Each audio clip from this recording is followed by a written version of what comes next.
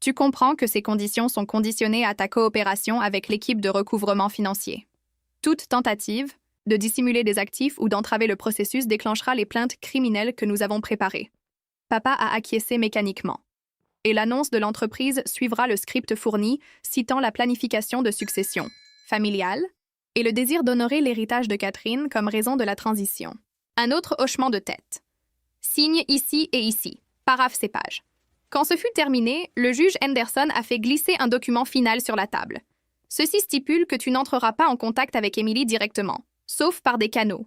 Approuvé. Jusqu'à ce qu'elle atteigne 18 ans. Toute communication passe par mon bureau ou par les administrateurs. La tête de papa s'est brusquement relevée. Quoi?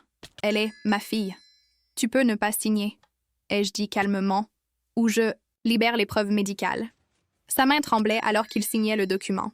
Quand il a posé le stylo, le Mont Blanc de maman que j'avais apporté spécifiquement pour cet objectif, ses épaules se sont affaissées avec une finalité qui l'a soudain fait paraître vieux.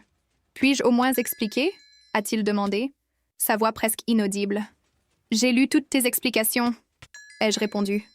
Dans tes courriels à Cassandra, dans les mémos justifiant les transferts, dans la déclaration que tu as préparée pour le conseil l'année dernière, m'évaluant comme potentielle future figure de proue avec une autorité réelle limitée. Je pense que je comprends parfaitement. Le juge Henderson a conclu la réunion, informant papa qu'une voiture l'attendait pour le conduire à un hôtel. Il serait autorisé à retourner à la maison la semaine suivante pour récupérer des effets personnels sous supervision. Quand papa s'est levé pour partir, il s'est arrêté à côté de ma chaise. « Ta mère serait fière », a-t-il dit, et je n'ai pas pu dire s'il voulait le dire comme un compliment ou une accusation. « Je sais », ai-je simplement répondu. 2 mois plus tard, j'étais assise en bout de table de conférence dans ce qui avait été le bureau de papa. La transition de l'entreprise avait été annoncée comme un plan de succession familiale, célébré avec des communiqués de presse sur la plus jeune PDG féminine du secteur. Papa est resté comme figure décorative, contrôlé par des contrats, blindés qui surveillaient chacun de ses mouvements financiers. Il a gardé la maison, sa position sociale et évité la prison. En échange, j'ai reçu ce qui était légitimement mien, plus sa soumission complète à des examens trimestriels, où j'examinais chaque aspect de sa vie professionnelle.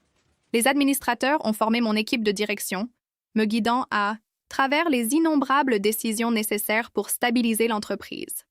Après des années de manipulation de papa, j'ai reporté Yale d'1 an, me concentrant plutôt sur l'éducation pratique des affaires dans l'entreprise.